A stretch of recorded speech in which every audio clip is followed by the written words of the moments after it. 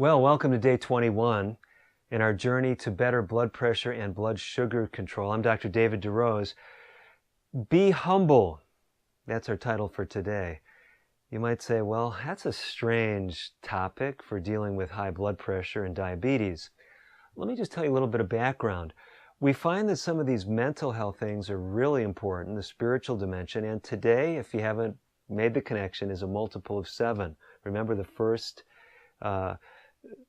multiple of 7, the 7th day in our program, that was rest and refresh.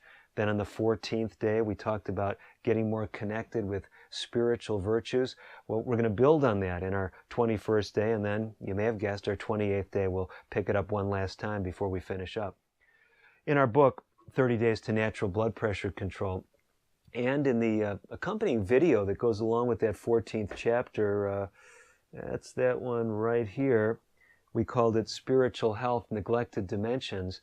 Dr. Steinke and I, one of my co-authors on the book, we actually looked at specific virtues that really go across cultural lines, across religious lines, that the medical research suggests can help us with things like high blood pressure and, in the case of this series, diabetes as well.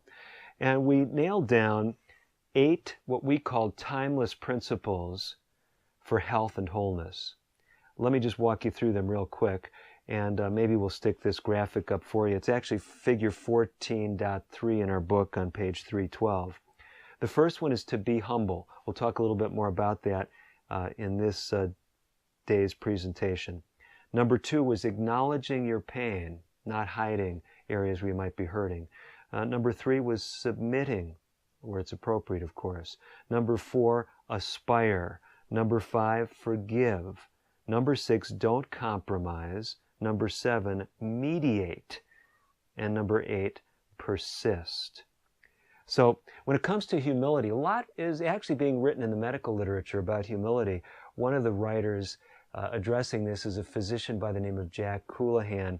Coulihan has some interesting quotes that we included in the book. Let me just share this one with you. Humility need not suggest weakness or lack of self-confidence. On the contrary, humility requires toughness and emotional resilience. Humility in medicine manifests itself as unflinching self-awareness, empathic openness to others, and a keen appreciation of and gratitude for the privilege of caring for sick persons. Now, I read that to you because I've been challenging you to connect with other people. If you connect with other people, they're going to be sharing some of their pain, some of their challenges as well. And we may say, well, I got to focus on my own problems. I got high blood pressure. I got diabetes. I got this. I got that. But did you catch what Coulihan was saying? Now, he's especially writing to people who are health professionals like me, but he has this idea of the privilege of caring for sick people. So here's what I want you to do. If you're going to cultivate humility, if you're going to embrace humility, if you're going to be humble like I'm challenging you today, you're going to look at things that come into your life instead of being interruptions of what you want to do, how you want to live your life. You're going to look at it as a privilege to help someone else. Sound kind of crazy? That's part of what humility involves. But there's one other step to this. And I want you to be humble even just in our interaction. You know, we've been working together now for 3 weeks. Have you been humble enough to actually take my advice? Here's a specific challenge. I want you today to go back over the last 20 days and ask yourself the question, when DeRose was talking to me about caffeine, was I humble enough to consider going all the way with it? Was I willing to take his counsel? When DeRose talked about daily exercise, was I serious about it? When he talked about the good fats and the bad fats, have I made some changes? So just go over your log. Hopefully you're keeping a log of the things you're doing. And we'll have that link again with this lesson, but you should have picked up that log earlier in the series. And just kind of keeping track of what you're doing from day to day. But be humble enough to listen to these messages and put them into practice. And then realize that humility, well, let me share another quote with you. I like this one.